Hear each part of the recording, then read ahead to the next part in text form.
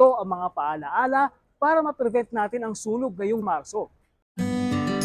Bantayan ang niluluto. Ako, wag na muna magmarites.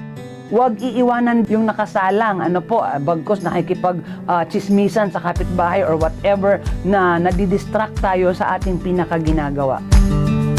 Mag-unplug ng mga appliances na hindi ginagamit.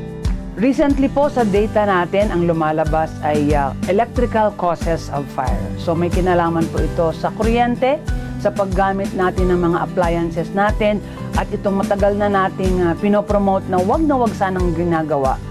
Octopus connection. Kung gamitin man ito, panandalian lamang at maging responsable sa paggamit. I-discard na ang mga defective equipment sa loob ng bahay. Yung mga may-ari ng bahay ay sa katagalan ng naitayo, ipasuri sa licensed electrician, at ganoon na rin yung responsibility ng adults na turuan ang ating mga kabataan sa paggamit po nitong mga appliances natin. All the more itong overnight charging, igabayan po natin ang ating mga kabataan.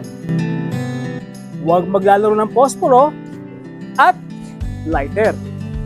Patuloy tayo sa pagpapaalala, maglinis ng paligid, huwag magsiga sa bakuran, yun din po. At ang proper disposal ng mga kuya at ate nating naninigarilyo. Magkaroon po tayo ng fire extinguisher. Ito yung dapat sundin natin sa ating tahanan. As simple as alam natin nga kung saan ang fire extinguisher, paano ito gamitin, at yung paghugot ng mga appliances kapag hindi na po ginagamit. Ayan, ayos.